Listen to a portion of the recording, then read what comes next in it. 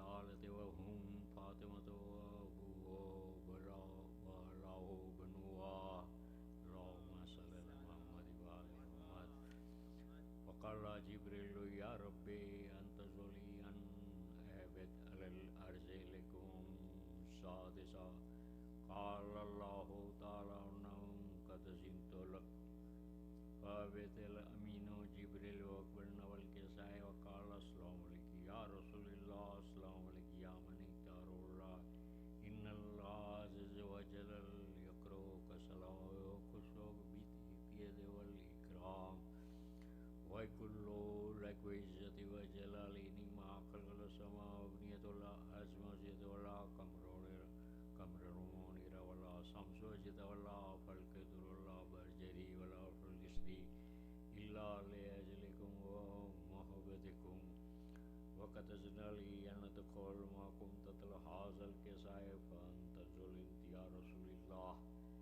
قال أنا قد أذنت لك فدخل جبريل معهم تحت الكساء وقال لهم إن الله عز وجل قد أوحى إليكم يقول إنما يريد الله ليذهب عنكم الرجس على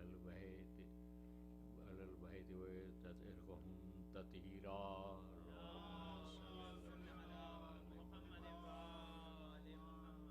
وقال علي عليه السلام يا رسول الله أخبرنا ما لجلوسنا هذا تحت الكساء من الفضل عند الله تبارك وتعالى.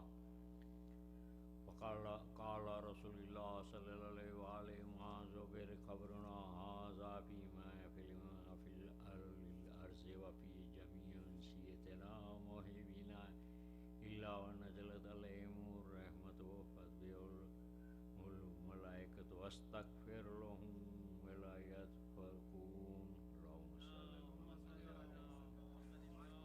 وقال علي عليه السلام ولا يفزنا وفجر سيوتنا رب الكعبة اللهم صل على محمد. وقال رسول الله يا علي والذي بعثني بالحق نبيا واصطفاني برسالة نجيا ما ذكر قبلنا هذا فيما في الأرض وفيه جميع أنسيتنا ومحبنا وفي مهم إلا فرجلهم هم ولا مغن إلا كشفهم وغم ولا طالب وحاجة إلا وأفزل حاجته. وقال علي عليه السلام ولا يفزنا سويدنا وكذلك سيدنا فاجر سويد في الدنيا والآخرة. اللهم صل على محمد وعلى الطاهرين برحمتك يا أرحم الراحمين. اللهم صل على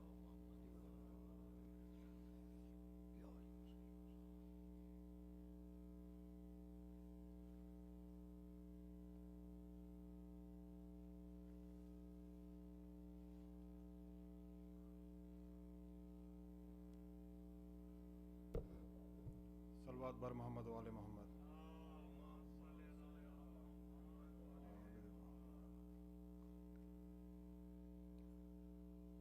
لاش اکبر اٹھا رہے ہیں حسین، دل کی قوت بڑھا رہے ہیں حسین.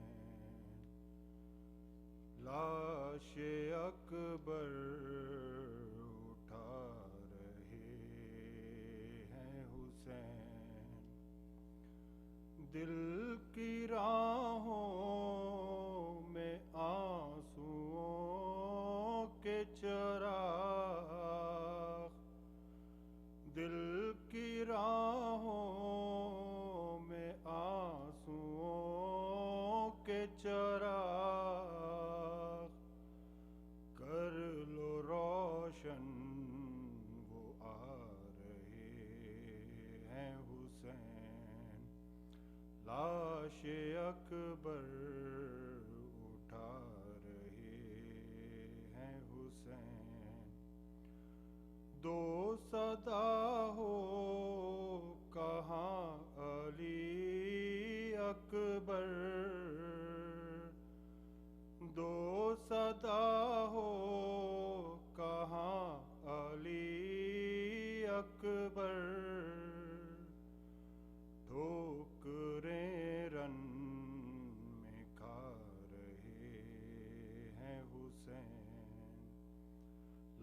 لاش اکبر اٹھا رہے ہیں حسین، آنکھ کھولو پدر کا حال ہے غیر، آنکھ کھولو پدر کا حال ہے غیر، اٹھ اکبر اٹھا رہے ہیں حسین، لاش اکبر اٹھا رہے ہیں حسین، جاؤ خیمے میں جاؤ اے زینب، جاؤ خیمے میں جاؤ اے زینب، لاش اکبر کی لا رہے ہیں حسین، لاش اکبر اٹھا رہے ہیں حسین، چن کے قاسم کی لاش کے ٹکڑے، چن کے قاسم کی لاش کے ٹکڑے، اپنے دامن میں لا رہے ہیں حسین، لاش اکبر اٹھا رہے ہیں حسین، ماں کہاں ہے دلہن کہاں ہے چھپی،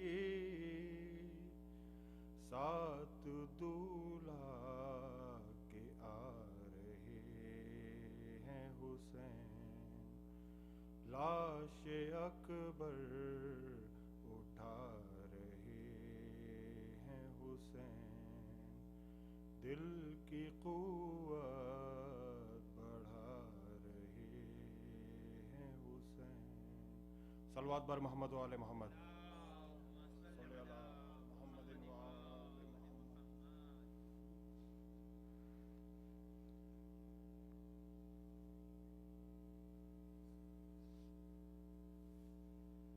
فاتحہ۔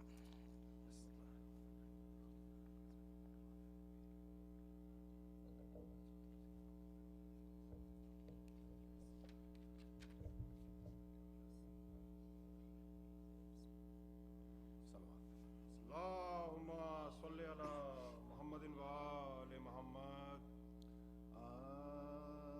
جب گل ہوا چرا حرم خید شام میں، یعنی سکینہ مر گئی ادیمام میں، دیکھے ستم یزید کے دربار عام میں، شیخ سلام کو گئی دارالسلام میں، شیخ سلام کو گئی دارالسلام میں، دنیا میں داد رسنا ملا داد خواہ کو، جا کر نشا تماچوں کے دکھلائے شاہ کو، جا کر نشا تماچوں کے دکھلائے شاہ کو، گل پڑ گیا حسین کی عاشق نے کی خزاں، بانوں نے نفس دیکھی تو پایا نہ دم، ذرا چلائی صدقے جاؤں، مجھے دے گئی دغا، اپنی کہیں نہ میری سنی ہائے کیا، اپنی کہیں نہ میری سنی ہائے کیا کیا، اصغر کو کچھ پیام بھی میں نے دیا نہیں، تم چل بسی اور اماں نے رخصت کیا نہیں، تم چل بسی اور اماں نے رخصت کیا نہیں، بابا کی پیاری اماں کی پیاری زباں کو کھول لائی ہوں شربت میری پیاسی دہاں کو کھول مارو رہی ہے دیدہ گوہر فشا کو کھول مہماں بندے گلے سے نہ جاری سماعت کھول مہماں بندے گلے سے نہ جاری سماعت کھول دادی کڑیں گی بی بی کی زلف سوار لو لوٹو یہ پھٹا ہوا کرتا اتار لو لوٹو یہ پھٹا ہوا کرتا اتار لو اصغر کی بھولی باتیں سناؤ نثار ماں اکبر کا ذکر کر کے رلاؤ نثار ماں سیلی کا نیل ماں کو دکھاؤ نثار ماں بابا کو جا کے در پہ بلاؤ نثار ماں بابا کو جا کے در پہ بلاؤ نثار ماں ماتم کے غلغلے ہے نا رونے کا جوش ہے بی بی جو اب خاموش ہے تو سب خاموش ہے بی بی جو اب خاموش ہے تو سب خاموش ہے منہ ڈھانپنے کا وقت ہے پچھلا پہر ہوا بابا کو تیرے روتی ہوں ساتھ دے میرا کرتے سے منہ کو ڈھانپ کے پہلو میں بیٹھ جا اماں کی بیٹی اماں کو آواز دے ذرا اماں کی بیٹی اماں کو آواز دے سنا ماتم سرا یہ گھر تھا تیرے بین کرنے سے زندان سونا ہو گیا بی بی کے مرنے سے زندان سونا ہو گیا بی بی کے مرنے سے یا کس کے پاس رہتی تھی شہ کربلا نہیں بی بی کے ناز اٹھانے کی خاطر چچا نہیں نادار ماں ہے پانی نہیں اور غذا نہیں پر اب کفن کے واسطے مطلق غذا نہیں پر اب کفن کے واسطے مطلق رضا نہیں اماں کے پاس رہنے سے عزا اٹھا چکی بی بی تماچے کھا چکی گردن بنداز چکی بی بی تماچے کھا چکی گردن بنداز چکی اکبر جدا نہ ہوتے تھے بابا سے ایک دم اصغر سے اور تم سے بہلتا تھا میرا غم اب نا امید ہو گئے دونوں طرف سے ہم دکھیارے میرے دکھ کی صدا کھائیں گے دکھیارے میرے دکھ کی صدا کھائیں گے تقدیر کیسی پھر گئی مجھ خستہ حال کی وہ 6 مہینے کے گئے تم 4 سال کی وہ 6 مہینے کے گئے تم 4 سال کی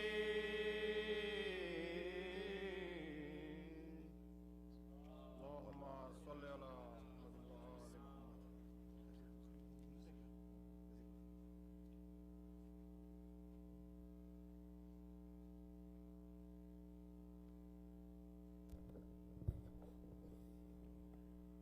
السلام علیکم مومنین ان مجالس اعضاء کا سلسلہ 8 ربیع الاول تک جاری اور ساری رہے گا جو مومنین و مومنات ان مجالس میں کسی مولانا کو یا تبرک اسپانسر کرنا چاہیں برائے مہربانی انتظامیہ یا پروگرام کمیٹی سے رجوع کریں اب میں شاعر اہل بیت جناب نذیر باقری سے درخواست کروں گا کہ تشریف لائیں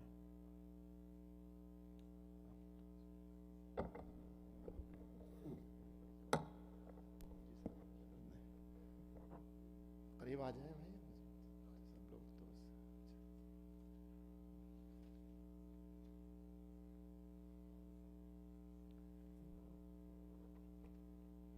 سب لوگ تو سلوات پڑھیے آپ لوگ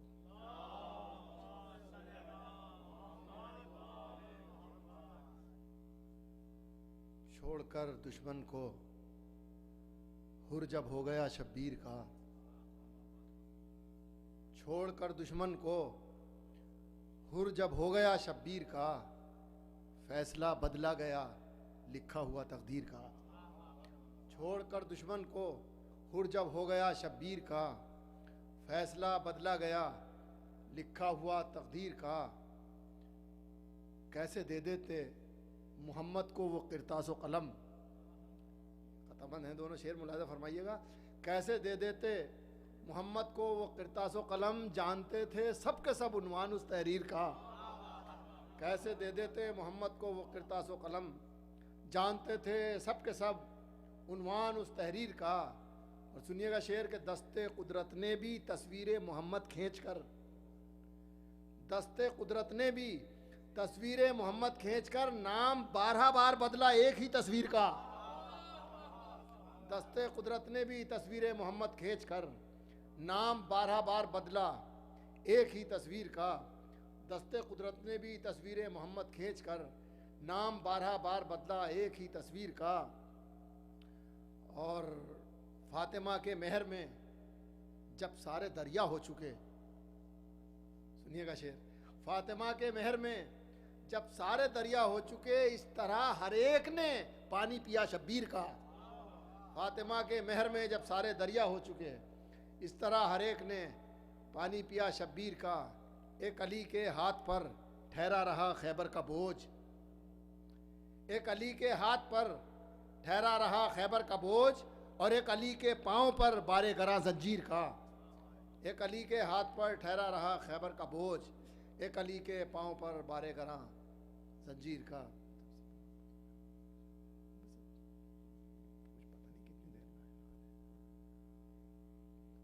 بات پڑھیے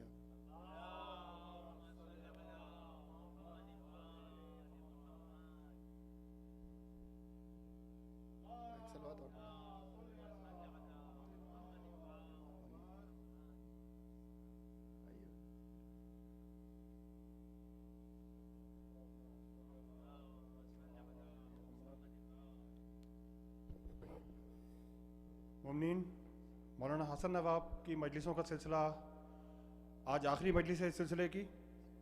کل سے مولانا جناب غلام رضا روحانی صاحب مجالس سے خطاب فرمائیں گے۔ جیسا کہ میں نے کہا ابھی ان مجالس کا سلسلہ 8 ربیع الاول تک جاری و ساری رہے گا۔ اس کے بعد مولانا محبوب مہندی، مولانا اون محمد صاحب، مولانا اسد یاور صاحب، مولانا علی رضا فرام UK، مولانا تہذیب الحسن صاحب، مولانا منتظر مہندی اور مولانا جاوید آبدی صاحب مسلسل ان مجالس سے خطاب فرمائیں گے۔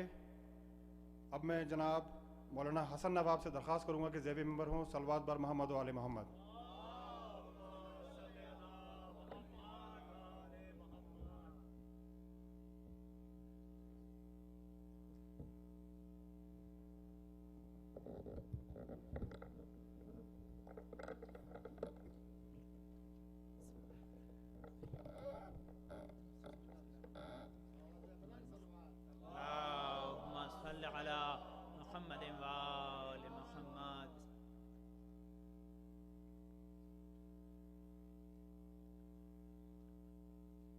اللہ من قرأ الفاتحہ۔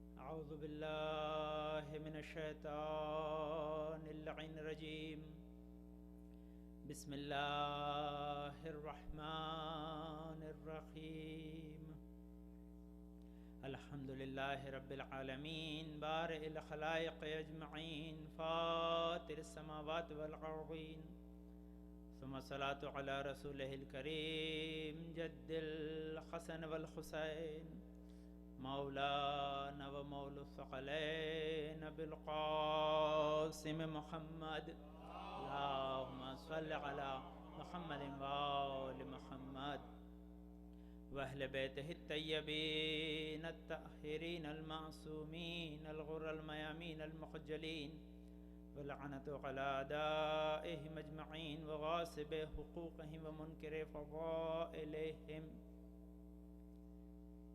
من ليلنا هذا إلى قيام يوم الدين. أما بعد فقد قال الله تعالى في كتابه الحكيم وقوله الحق بسم الله الرحمن الرحيم إن أول بيت وضع للناس للذي ببكة مبارك وهدى للعالمين. صلوات اللهم صل على محمد وآل محمد. مل کر درود پڑھ دیں آپ. اللهم صل على محمد وآل محمد. ہمارے یہاں آپ جانتے ہیں کہ میتھمیٹکس میں لیبر اینڈ ٹائم کا ایک پورا سبجیکٹ ہے اور اس میں آپ جانتے ہیں پڑھایا جاتا ہے کہ اگر لوگ زیادہ ہوں تو سب کو کم کم کام کرنا پڑتا ہے اور لوگ کم ہوں اور کام زیادہ ہو تو ہر ایک کی ذمہ داری ڈبل ہو جاتی ہے. تو بہرحال ابھی آپ لوگ کم ہیں تو آپ کی ذمہ داری ڈبل ہے. اللہم صلی محمد وآل محمد. سورہ آل عمران کی 96 نمبر کی آیت جس میں پروردگار عالم اپنے گھر کی مدح کر رہا ہے یہ کہہ کے کہ ان اول بیت وضع للناس کہ ہم نے پہلا گھر جو روئے زمین پہ بنایا للذی ببکۃ و شہر مکہ میں ہے. اس کی صفت کیا ہے کہ مبارک ہے اور عالمین کی ہدایت کرتا ہے. لازمی ہے کہ یہ الفاظ جو پروردگار عالم نے قرآن مجید میں چنے ہیں وہ اسی طرح سے ہیں جیسے عام لوگوں میں سے آل محمد کو چن لیا ہو اور کائنات کے جو تمام حروف ہیں ان میں سے الفاظ قرآن کو چن لیا ہو. دونوں کا کوئی ثانی نہیں ہے کیونکہ خداوند عالم نے جہاں قرآن کا آغاز کیا وہیں پر حروف مقطعات کے ذریعے یہ اعلان کیا ہے کہ ہم نے جو قرآن تمہارے لیے نازل کیا ہے یہ کوئی ہم نے الگ میٹیریل سے نہیں بنایا ہے بلکہ وہی الفابیٹس وہی الفاظ استعمال کیے ہیں جو روز تم استعمال کرتے ہو. اگر تم میں طاقت ہو تو ایسا قرآن بنا لاؤ. ایسا نہیں کہ را میٹیریل ہم نے تم کو نہیں دیا, ایسا نہیں ہے کہ الفابیٹس تمہارے پاس نہ ہو, ایسا نہیں ہے کہ تم اس زبان کو نہ جانتے ہو, لیکن اگر اس کے بعد بھی تم ایسا قرآن نہ بنا سکو تو پھر مان لو کہ اللہ کی طرف سے ہے.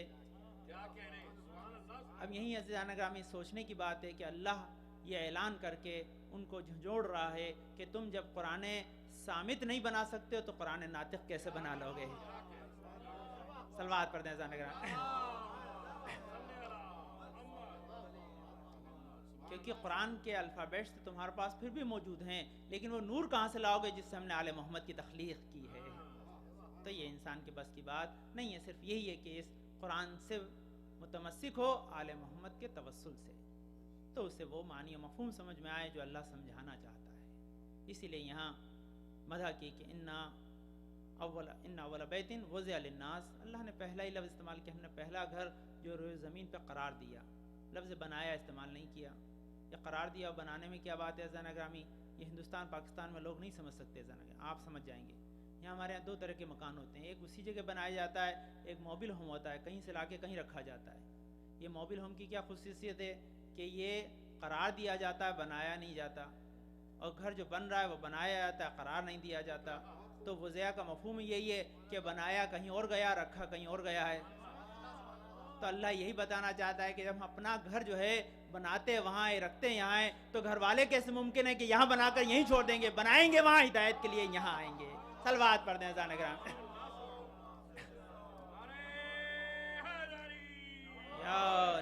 تو یہ منزل پہلی ہے.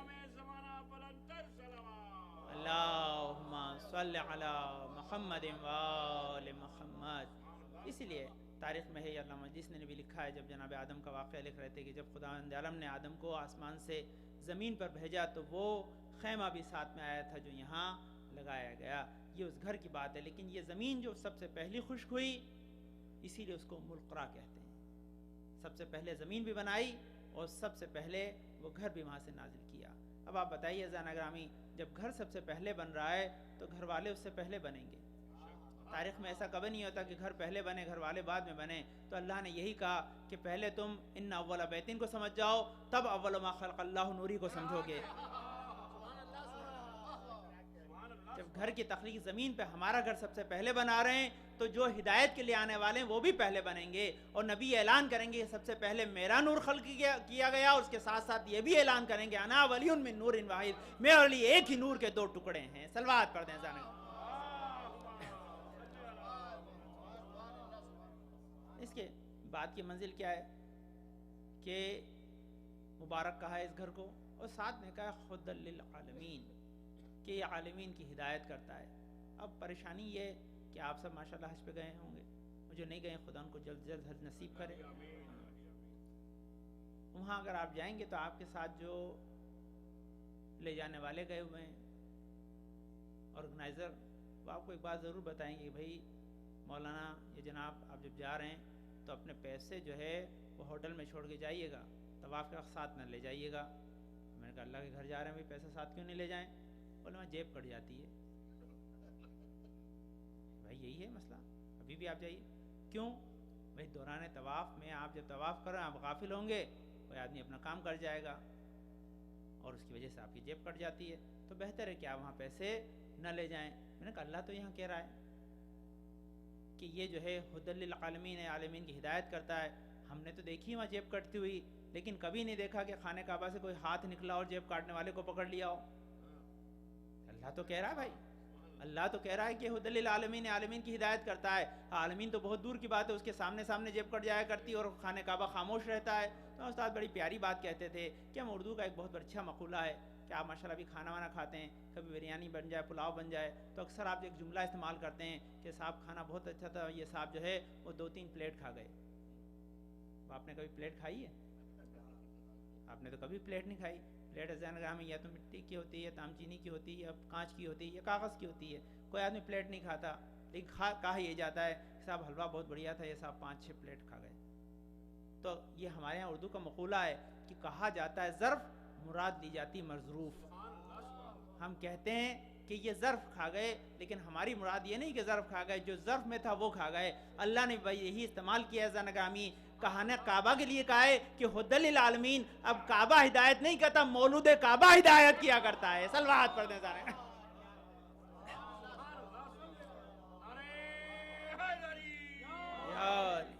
یہ مولود کعبہ کے لیے کہا جا رہا ہے کہ ہم نے اس گھر کو باعث ہدایت بنایا, لیکن اصل ہدایت جو ہے وہ مولود کعبہ کے ذمہ ہے. اب کوئی دنیا میں تاریخ میں بتا دے کہ علی کے سامنے کسی نے غلطی کی ہو, علی نے نہ ٹوکا ہو, ایسا کبھی ہوا نہیں ہے. اس کا مفہوم ہے کہ اصل ہدایت کی ذمہ داری گھر پہ نہیں, گھر والوں پہ ہے. سب سے بڑی ذمہ داری جو ہے وہ گھر والوں پہ ہے. اللہ نے ذمہ داری علی پہ ڈالی ہے, یا اولاد علی پہ ڈالی ہے, تاکہ وہ دنیا میں ہدایت کے اس کارواں کو جاری و ساری رکھ سکے. اب یہ اللہ نے صفت جو بیان کی ہے خانہ کعبہ کی, بڑی عجیب عجیب صفتیں, تقریباً جو ہے 19 صفتیں خانہ کعبہ کی ایک مقالے میں جمع کی ہیں. اب وہ سب کے سب تو بھی ممکن نہیں ہے, چند چیزیں آپ سماعت کر لیجئے. یہ جائے امن ہے, سب سے پہلا گھر ہے. اس کی ایک صفت بہت پیاری ہے, آپ کو خدا توفیق دے کہ آپ وہاں جائیں. ابھی بات ہو رہی تھی راستے میں, تو اس کی سب سے پہلی چیز بینیفٹ یہ ہے کہ آدمی جیسے ہی اسے دیکھتا ہے, جیسے ہی اسے دیکھتا ہے, دیکھتے ہی خدا اس کی 3 حاجتوں کو ضرور پوری کرتا ہے. اب آپ اسمارٹ رہیے گا جب مانگتے وقت, انشاءاللہ وہ ایک الگ موضوع ہے دعا کا, لیکن یہ وعدہ ہے کہ انسان جیسے ہی دیکھتا ہے, پہلی نگاہ جیسے ہی خانہ کعبہ پڑتی ہے, اللہ اپنے مہمان کو میزبانی کا صلہ یہ دیتا ہے کہ اس کی مانگی ہوئی چیز کو عطا کر دیتا ہے. یہی تمام معصومین کے روزوں کی صفت ہے. اگر آپ یہی جائیں گے, نجف جائیں گے تو بھی یہی ملے گا آپ کو, امام رضا کے روزے پہ جائیں گے تو بھی